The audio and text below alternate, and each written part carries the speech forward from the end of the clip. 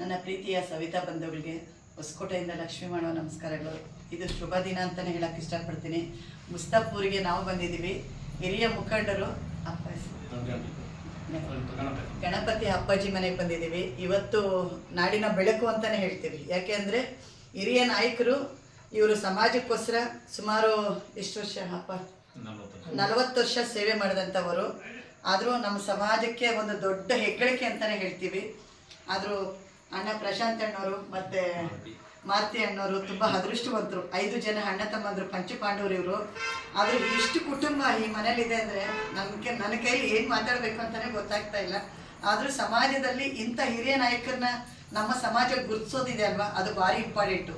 ನಮ್ಮ ಬೆಂಗಳೂರು ನಾಯಕರು ಕೇಳ್ತಾ ಇರೋದು ಇದು. ಯಾಕೆ ಅಂದರೆ ನೋಡಿ, ಈ ಸೇವೆ ಮಾಡಿದಂಥವ್ರನ್ನ ಹಿಂದುಳಿಸಿದ್ದಾರೆ. ಇಂಥ ಮುಖಂಡಗಳನ್ನ ಮುಂದೆ ತಗೊಂಡ್ಬಂದು ಅಂಥವ್ರ ಮಕ್ಕಳನ್ನ ಗುರುತಿಸ್ಬೇಕು. ಯಾಕೆಂದರೆ ಸಮಾಜಕ್ಕೆ ಪಡೆತೊಟ್ಟಂಥ ಹಿರಿಯ ನಾಯಕರು ಇವರು. ಇವತ್ತಿನ ದಿನ ಏನಾದರೂ ಒಂದು ಹೆಸರು ಮಾಡಿದ್ದಾರೆ ಅಂದರೆ ಅವ್ರ ಮಕ್ಕಳು, ಅವ್ರ ಕುಟುಂಬ ತುಂಬ ಹೆಸರು ಮಾಡ್ಕೊಂಡಿದೆ. ದೇವೇಗೌಡರ ಕುಟುಂಬನೇ ಅಂತ ಹೇಳ್ತೀನಿ ನಾನು, ಬೇರೆ ಕುಟುಂಬ ಅಂತ ಹೇಳಲ್ಲ. ದೇವೇಗೌಡರ ಕುಟುಂಬ ನೆನಪಾಗುತ್ತೆ. ಈ ಕುಟುಂಬ ನೋಡಿದ್ರೆ ಅವರೇ ನೆನಪಾಗ್ತಾರೆ, ಬೇರೆ ನನಗೆ ನೆನಪಾಗ್ತಾ ಇಲ್ಲ.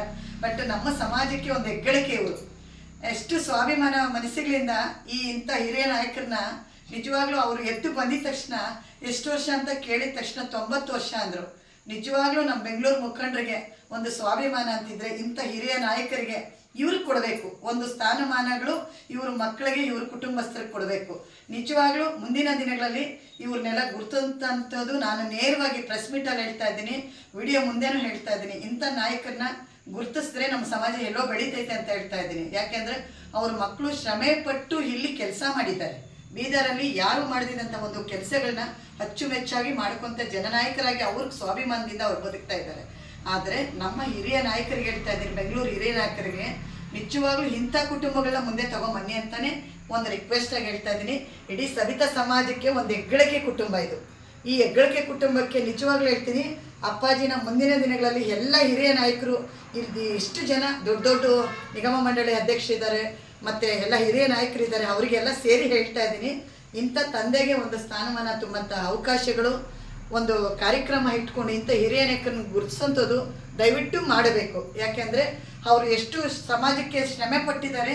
ಅವ್ರು ಹೇಳಿದ ತಕ್ಷಣ ನಾನು ಏನು 2 ಮಾತು ಮಾತಾಡೋಕ್ಕಾಗ್ತಾ ಇಲ್ಲ. ಇದೆಲ್ಲ ಬಂದು ನೋಡ್ತಾ ಇದ್ದರೆ ನಿಜವಾಗ್ಲೂ ನನ್ನ ಸಮಾಜ ಇಷ್ಟು ದೊಡ್ಡದಿದೆಯಾ ಅನ್ನೋ ಒಂದು ನನಗೆ ಖುಷಿ ಆಗ್ತಾ ಇದೆ.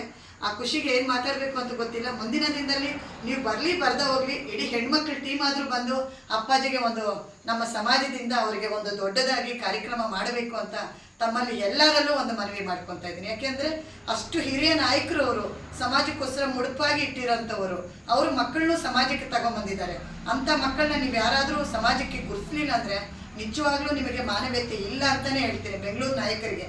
ಯಾಕೆಂದರೆ ಇವತ್ತು ಅವರು ಪಟ್ಟಿರೋಂಥ ಒಂದು ಶ್ರಮೆ, ಅವ್ರು ಪಟ್ಟಿರೋಂಥದ್ದು ಒಂದು ನಿಜವಾಗ್ಲೂ ಹೆಮ್ಮೆ ಅನಿಸುತ್ತೆ. ನನಗಂತೂ ತುಂಬ ಹೆಮ್ಮೆ. ನೀವು ಯಾರು ಅವರಿಗೆ ಪ್ರಶಸ್ತಿ ಕೊಡ್ತಿರೋ ಬಿಡ್ತಿರೋ, ನನ್ನ ಕಡೆಯಿಂದಂತೂ ನಿಜವಾದ ಪ್ರಶಸ್ತಿ ತಂದೆಗೆ ನಾನು ನಿಜವಾಗ್ಲೂ ನನಗೂ ಮುಕ್ತಿ ಸಿಗಬೇಕು ಅಂದರೆ ಅವ್ರ ಹತ್ರ ಒಂದು ಪ್ರಶಸ್ತಿ ಕೊಟ್ಟು ಸಮಾಜಕ್ಕೆ ಒಳ್ಳೆ ಕೆಲಸ ಅಂತೂ ಮಾಡಲೇಬೇಕು ಅಂತ ನಾನು ತಮ್ಮಲ್ಲಿ ಎಲ್ಲರಲ್ಲೂ ಒಂದು ಮನವಿ ಮಾಡ್ಕೊತಾ ಇದ್ದೀನಿ. ಸಮಾಜದ ನಾಯಕರಿಗೆ ನಿಜವಾಗ್ಲೂ ಅಪ್ಪನ ಪರವಾಗಿ ಒಂದು ಅಭಿನಂದನೆಗಳು ಹೇಳಬೇಕು. ಯಾಕೆಂದರೆ 99 ವರ್ಷಕ್ಕೆ ಅವರು ಹೆಜ್ಜೆ ಇಟ್ಟು ಸಮಾಜದ ಬಗ್ಗೆ ಅಷ್ಟು ಕಾಳಜಿ ಇರೋಂಥ ತಂದೆಗೆ ನಿಜವಾಗ್ಲೂ ನಾನು ಅವರಿಗೆ ಧನ್ಯವಾದಗಳು ಹೇಳ್ತಾ ಇದ್ದೀನಿ. ಎಲ್ಲರಲ್ಲೂ ಎಲ್ಲ ಸಮಾಜದವರೆಗೂ ಹೇಳ್ತಾ ಇರೋದು. ಯಾಕೆ ಅಂದರೆ ಈವರೆಗೂ ನಾವು ಇರ್ತೀವೋ ಇಲ್ವೋ ಗೊತ್ತಿಲ್ಲ, ನಾವು ಎಷ್ಟು ದಿನ ಇರ್ತೀವಿ ಅನ್ನೋದು ಇಂಪಾರ್ಟೆಂಟ್ ಅಲ್ಲ. ಬೆಂಗಳೂರಿಂದ ಒಂದು ರತ್ನ ಪ್ರಶಸ್ತಿ ಅವರಿಗೆ ನಾವು ನೀಡಬೇಕು ಅಂತ ನಮ್ಮಲ್ಲಿ ಎಲ್ಲರಲ್ಲೂ ನಿಜವಾಗ್ಲೂ ಒಂದು ಮನವಿ. ಯಾರು ಮಾಡ್ತಿದ್ರು ಈ ಹೆಣ್ಣು ಮಗಳಂತೂ ಖಂಡಿತ ಮಾಡ್ತೀವಿ. ನನಗಂತೂ ಅವರ ಆಶೀರ್ವಾದ ಬೇಕೇ ಬೇಕು.